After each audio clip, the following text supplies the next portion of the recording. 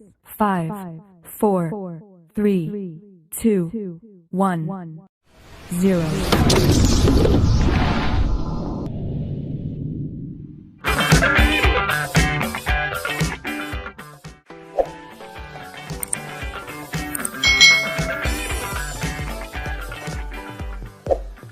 Hari ini kita akan bersama-sama belajar untuk mata pelajaran tematik di kelas 2 sekolah dasar di tema 2 bermain di lingkunganku, subtema 1 pembelajaran yang kedua.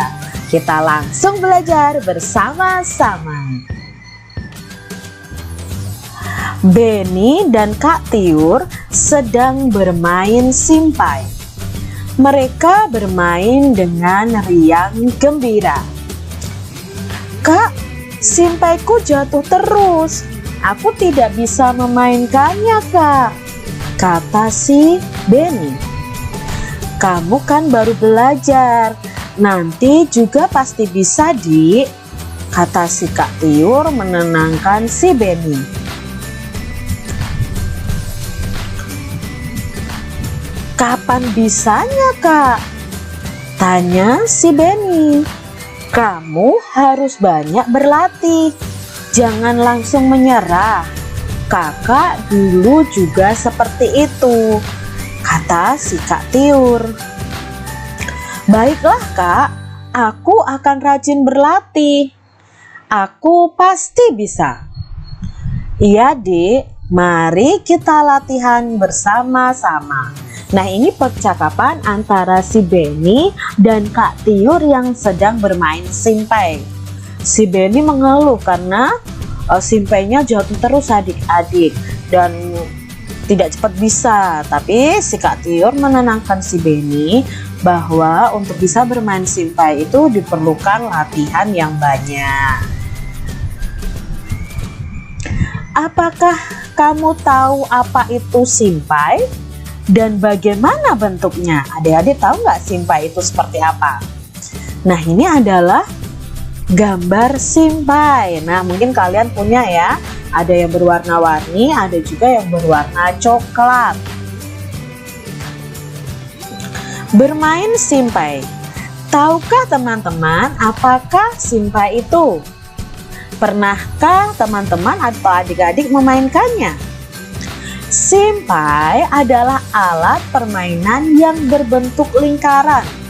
Simpai itu ada yang terbuat dari rotan, ada juga yang terbuat dari plastik.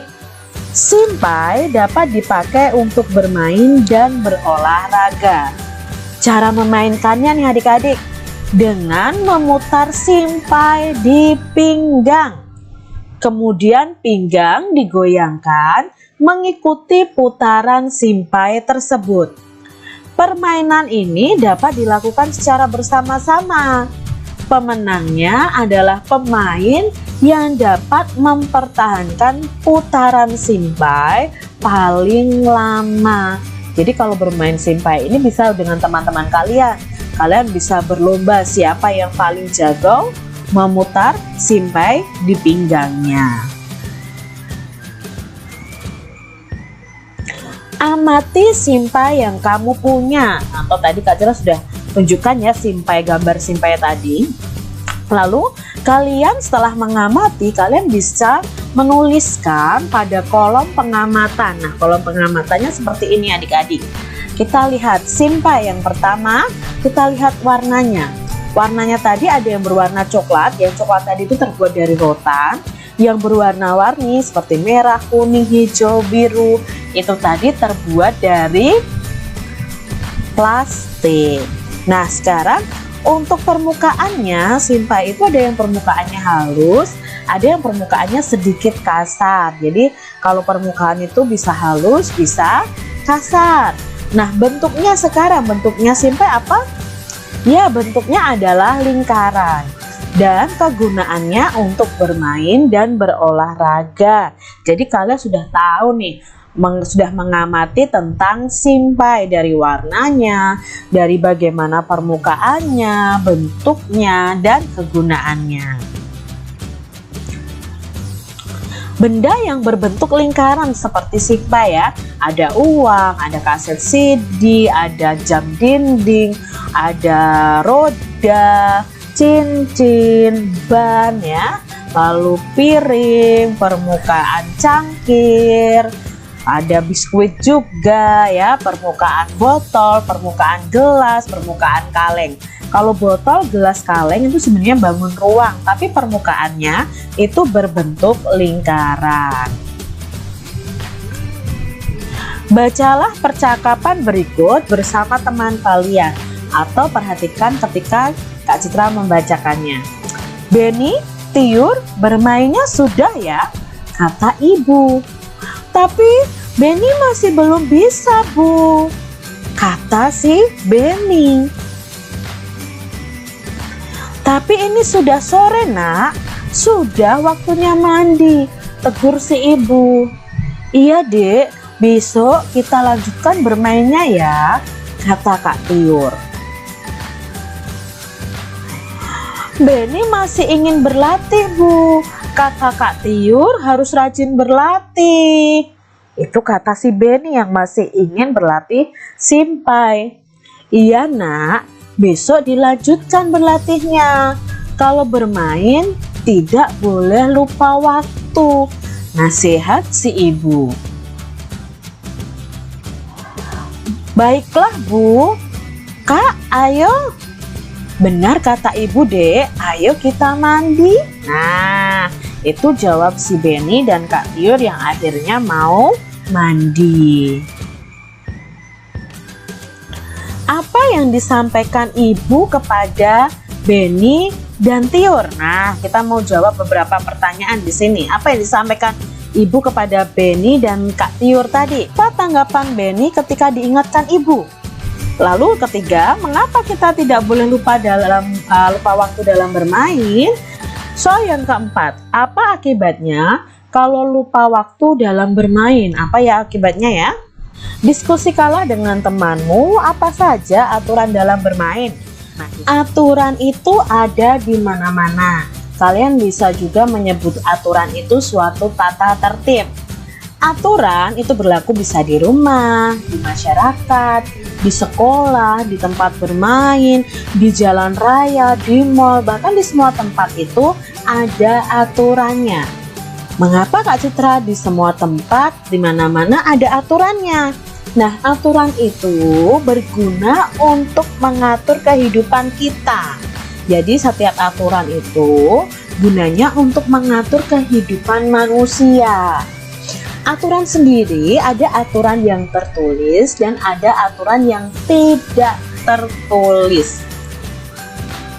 Aturan di rumah hendaknya itu dipatuhi oleh semua anggota keluarga. Kalau di sekolah ya semua warga sekolah harus mematuhi aturan. Kalau di mall ya semua pengunjung, semua yang ada di mall itu juga harus mematuhi aturan. Jadi siapapun harus mematuhi aturan yang ada. Kalau di rumah ya semua anggota keluarga harus mematuhi aturan. Contoh nih, aturan di rumah ya, aturan di rumah sendiri. Contohnya Kak Citra pulang sekolah harus menaruh sepatu di rak sepatu. Habis makan dan minum itu membawa piring dan gelasnya harus ke dapur, dicuci sekalian di tempat cuci piring. Nah, itu seperti itu aturannya adik-adik. Akibat jika peraturan tidak dipatuhi, hidup kita akan menjadi susah, hidup menjadi tidak tertib, terjadi kekacauan, bahkan bisa terjadi pertengkaran. Contohnya nih, jika kamu membuang sampah sembarangan akan terjadi banjir. Contohnya ya, ada aturan tidak boleh membuang sampah di sungai ini, tapi kalian langgar membuang sampahnya di sungai. Apa yang terjadi? Banjir. Menyusahkan warga tidak? Iya adik-adik. Contoh di rumah misalnya, ada aturan bahwa tidak boleh lupa waktu saat bermain. Nah, kalau kalian melanggarnya, pasti kena marah orang tua. Lalu kalian bisa lupa melakukan kegiatan yang lain, lupa mengerjakan PR, lupa belajar karena keasikan bermain. Jadi aturan itu dibuat agar kita itu tertib, agar kita itu aman, nyaman, tidak susah adik-adik. Jadi setiap ada aturan, kalian harus mematuhi aturan yang ada. Contoh aturan yang ada di rumah nih. Yang pertama, bangun pukul 05.00. Nah, mungkin masing-masing kita ya ada aturan bangun paginya, bangun tidurnya berbeda-beda. Mungkin ada yang pukul 5, ada yang pukul 4, atau pukul setengah 6 ya. Setelah bangun, merapikan tempat tidur. Nah, ini juga aturan di rumah. Jangan disuruh bangun langsung ke kamar mandi, langsung mandi, tapi rapikan dulu tempat tidur. Lalu bisa juga kalian pergi beribadah ya. Mungkin yang muslim bisa sholat dulu.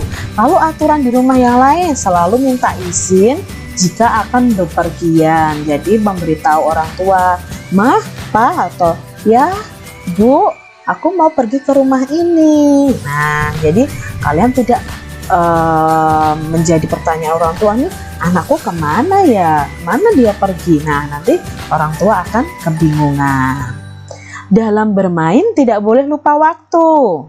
Setelah makan, membersihkan meja dan mencuci piring. Nah, ini mungkin aturan di rumah kalian berbeda-beda adik-adik. Mengerjakan PR itu juga aturan di rumah. Sore hari membantu pekerjaan orang tua. Belajar pukul 19 atau pukul 7 malam sampai pukul 9 malam misalnya. Mungkin berbeda-beda ya. Jadi aturan di rumah ini tergantung peraturan di rumah kalian masing-masing. Terus tidur pukul 21.00 atau pukul 9 malam. Nah, ini aturan adik-adik yang ada di rumah. Coba adik-adik tulis nih di buku tulis kalian, aturan di rumah kalian apa saja. Demikian adik-adik untuk pembelajaran kita hari ini. Semoga pembelajaran kita hari ini bermanfaat bagi adik-adik semuanya. Dan adik-adik mengerti apa yang Kak Citra sampaikan. Sampai bertemu kembali di video pembelajaran selanjutnya.